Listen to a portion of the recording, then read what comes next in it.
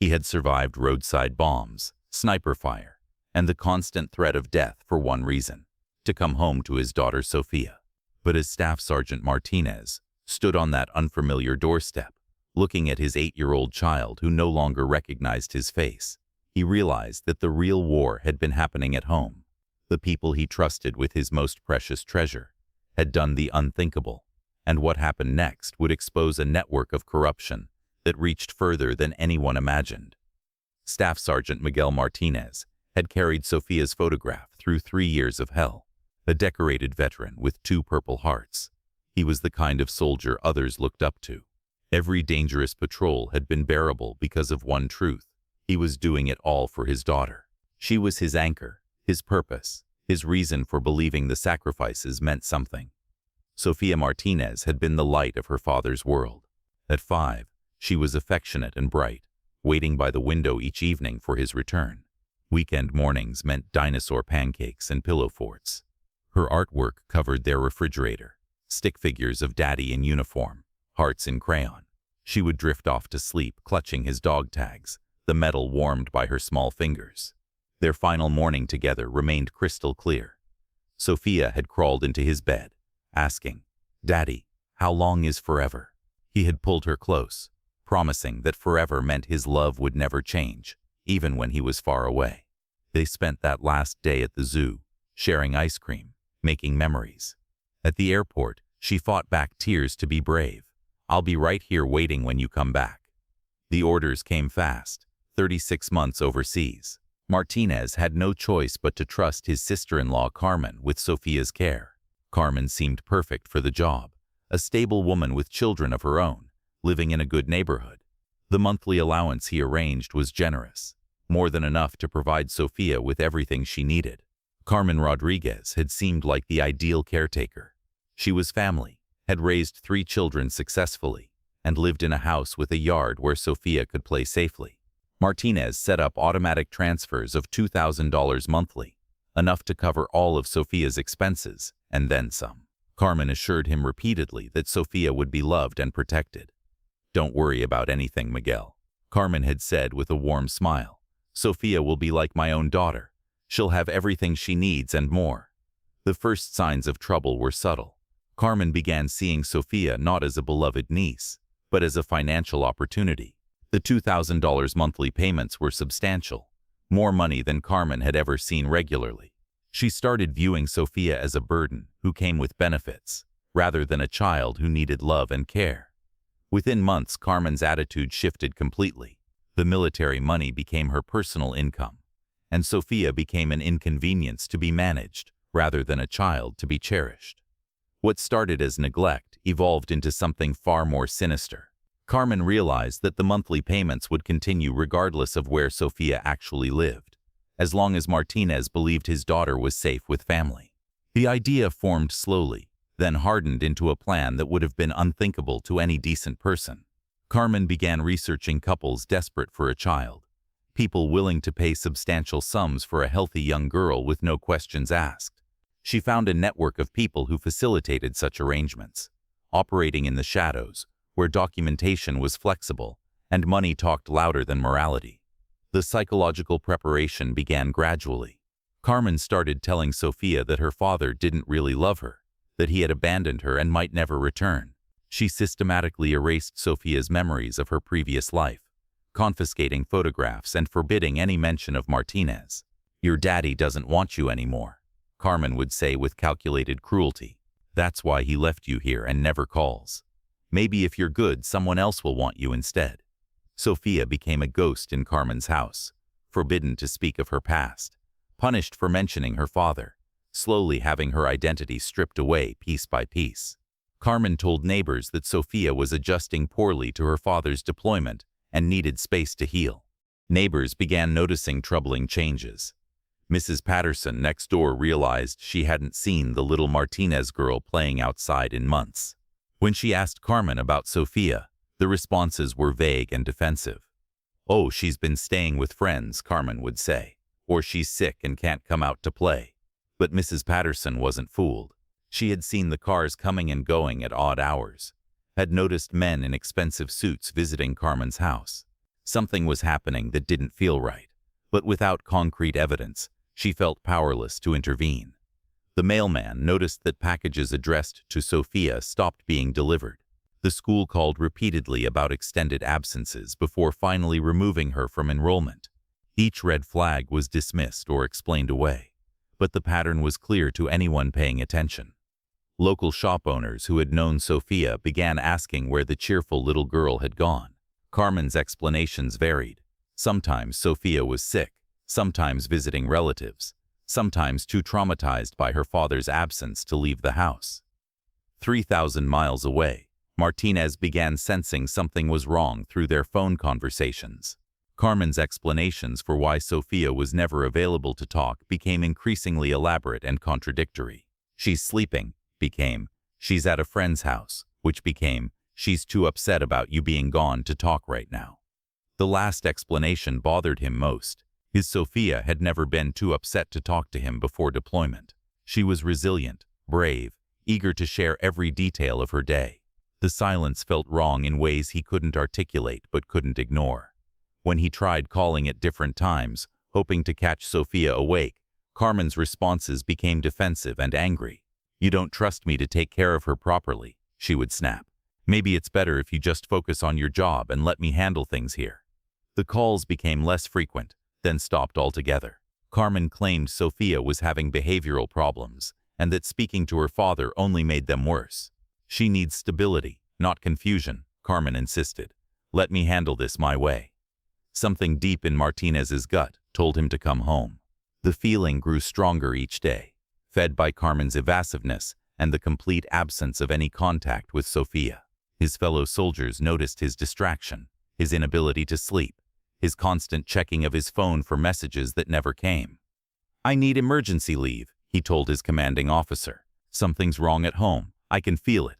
The request was approved based on his exemplary service record and obvious distress. Within 48 hours, Martinez was on a transport plane home, carrying 3 years' worth of worry and a father's intuition that refused to be silenced. He didn't tell Carmen he was coming. Something warned him that a surprise return would reveal truths that advance notice might allow to be hidden. Martinez arrived at Carmen's house, expecting explanations, perhaps arguments, maybe even relief that his fears were unfounded. Instead, he found an empty house and a neighbor who reluctantly admitted what everyone had been afraid to say. "She's not here anymore, Miguel," Mrs. Patterson said quietly. "Carmen moved her somewhere else months ago. We tried to figure out where, but the address came from a private investigator Martinez hired with his last savings. It led him across town to a modest suburban house where he had never been, where Sofia was living with people who called themselves her adoptive parents. Standing on that doorstep, looking through the screen at his own daughter who stared back without recognition, Martinez felt his world collapse. The child he had dreamed about for 3 years, whose photograph had kept him alive through hell, looked at him like he was a stranger threatening her safety. The small girl with dark hair and frightened eyes pressed herself against the doorframe, her voice barely above a whisper. "Who are you? What do you want?" The next few hours unfolded like a nightmare. The couple who answered the door, the Hendersons, seemed genuinely shocked to learn that Sofia's biological father was alive and looking for her. They had been told by Carmen that Sofia was an orphan, whose military father had died overseas, and that all the proper legal arrangements had been made. "We paid $50,000, Mrs. Henderson said, her voice shaking. "Carmen showed us death certificates, legal documents. We thought we were giving a war orphan a loving home." But as the truth emerged, it became clear that the Hendersons had been deceived as completely as Martinez. The documents were forgeries, the story a fabrication designed to facilitate what was essentially the sale of a child for profit. Martinez's military training kicked in. He documented everything: photographs of the forged documents, recorded statements from the Hendersons, detailed notes about dates and payments. This wasn't just personal betrayal. It was a criminal conspiracy that reached beyond his family. The most heartbreaking part was Sofia's confusion and fear. She had been with the Hendersons for over a year, told repeatedly that her previous life was a dream, that these were her real parents. The trauma of being moved again terrified her. But slowly, as Martinez spoke gently and showed her photographs from their past, fragments of memory began returning. "I know that picture," she said hesitantly, pointing to a photo of herself on the carousel. "I think I frafetter de coast fultermedievs. I not triste to seek all harv," revealed the scope of Carmen's betrayal. She hadn't just sold Sofia. She had continued collecting Martinez's monthly payments while his daughter lived with strangers.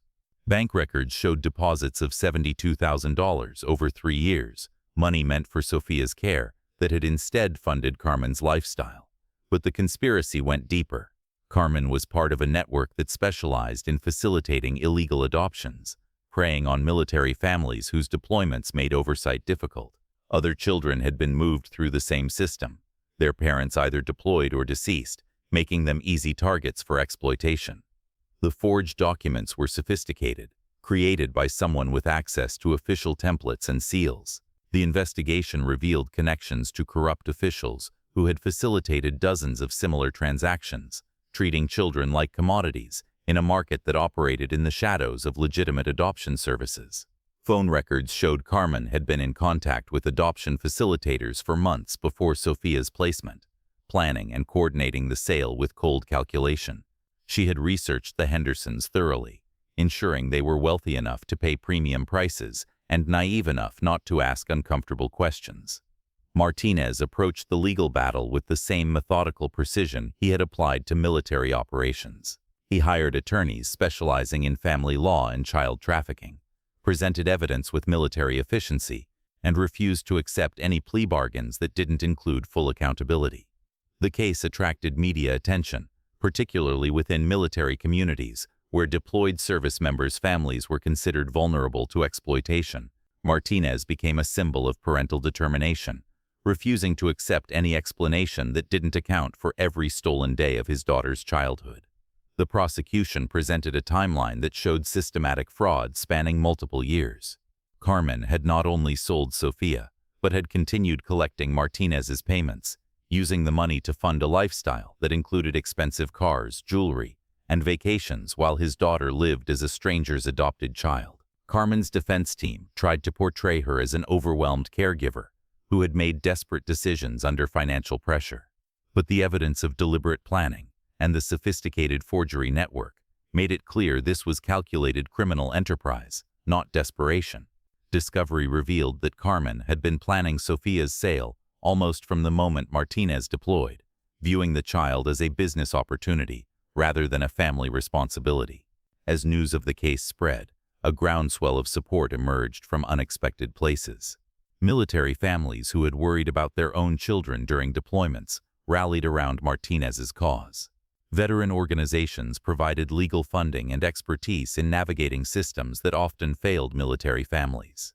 The Hendersons, despite being victims themselves, became powerful advocates for reform. They testified about how legitimate their adoption had seemed, how convincing the forged documents were, and how easily they had been deceived by people who specialized in exploiting desperate families seeking children. Local media coverage exposed other suspicious adoptions in the area, leading to investigations that revealed the network's true scope. Martinez's courage in fighting back had opened floodgates, encouraging other families to come forward with their own stories of missing children and suspicious circumstances. Social media campaigns spread awareness about the warning signs of illegal adoption schemes. The hashtag #BringThemHome became a rallying cry for military families demanding better oversight and protection for children of deployed service members.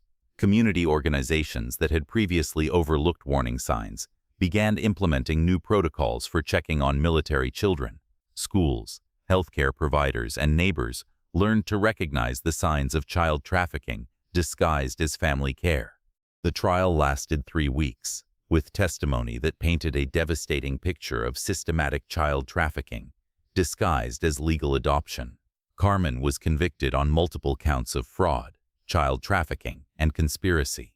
The judge sentenced her to 15 years in federal prison, with no possibility of parole. Her accomplices in the forged document network received similar sentences, effectively dismantling an operation that had exploited dozens of families over several years. The corrupt officials who had facilitated the scheme were removed from their positions and faced their own criminal charges.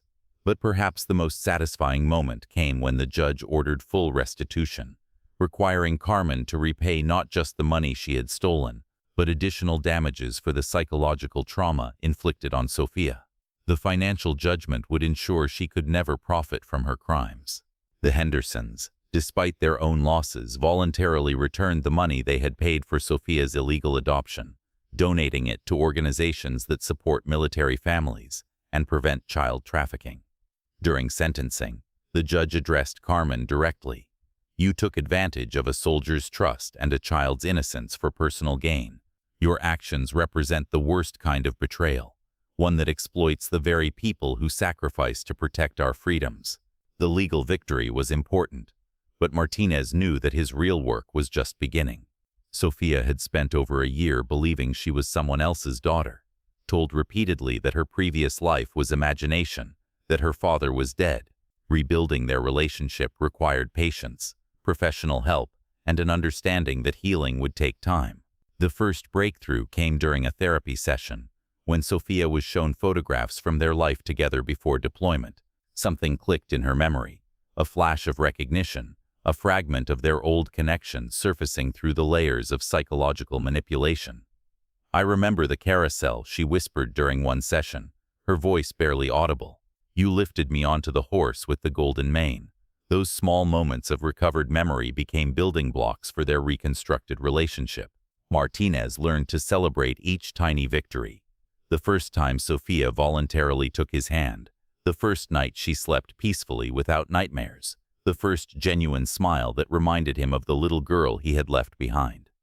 Professional counselors helped both of them understand that Sofia's confusion and fear were normal responses to systematic psychological abuse.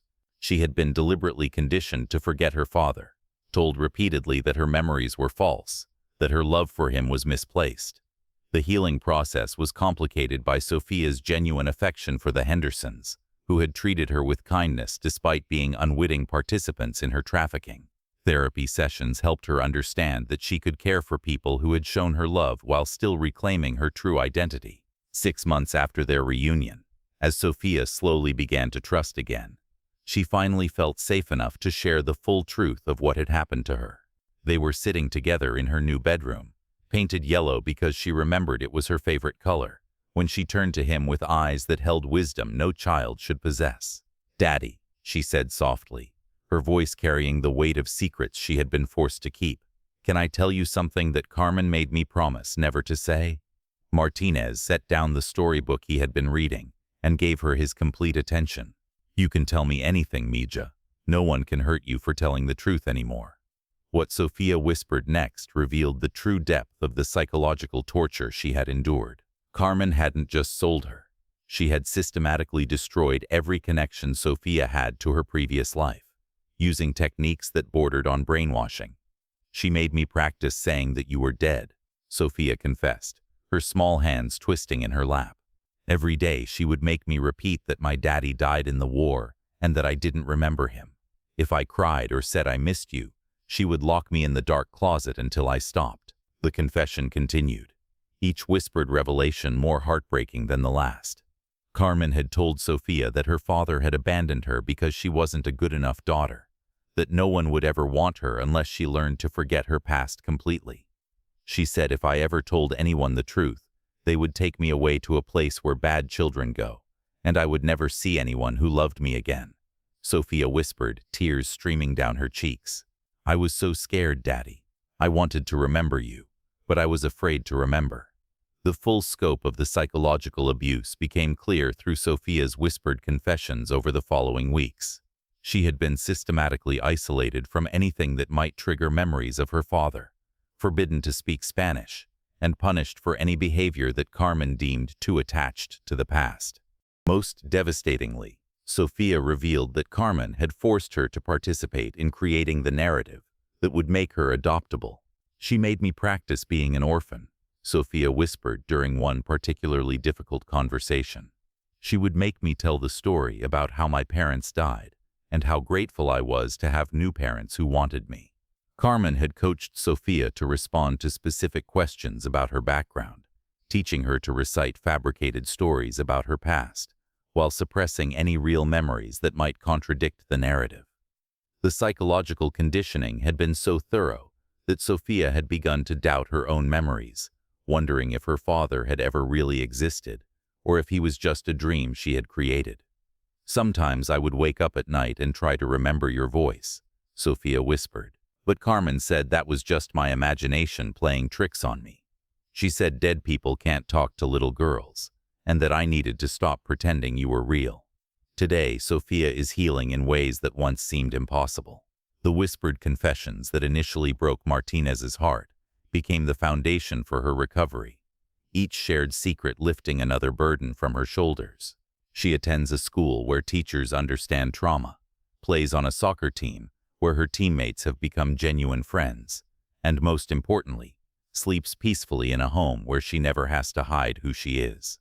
The nightmares still come sometimes, and there are moments when the old fears surface unexpectedly. But Sofia has learned that she can trust her father with the truth, that her memories are valid, and that love doesn't have to be earned through suffering or silence. Martinez keeps a photo on his desk, not the old one from deployment, but a new picture of Sofia laughing at something he said, her eyes bright with the trust that had been stolen but is slowly being rebuilt.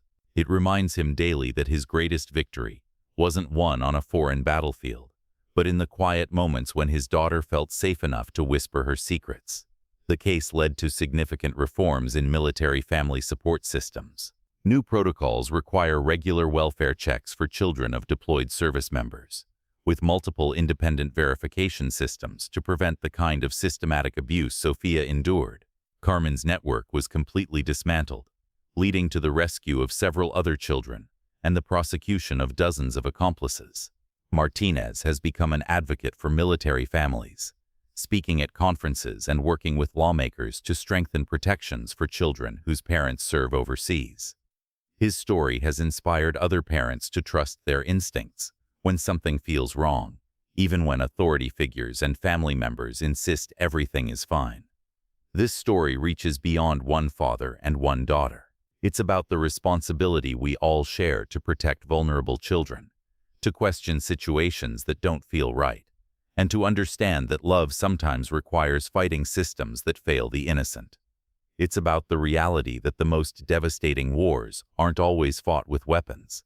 Sometimes they're fought in the silence of children who have been taught that their truth doesn't matter, their pain doesn't count, and their voices don't deserve to be heard. Most importantly, it's about the power of whispered confessions shared in safety, and the truth that it's never too late to fight for a child who needs someone to believe their story. Sometimes the greatest act of courage isn't charging into battle. It's creating a space safe enough for a broken heart to speak its truth. The sight of a child who doesn't recognize their own parent should never be normal, should never be something we accept without question, because that child might be someone's Sofia, and that someone might be risking everything to come home to them. Sofia's whispered confessions didn't just heal her relationship with her father. They exposed a network of corruption that had destroyed other families and gave voice to children who had been silenced by fear.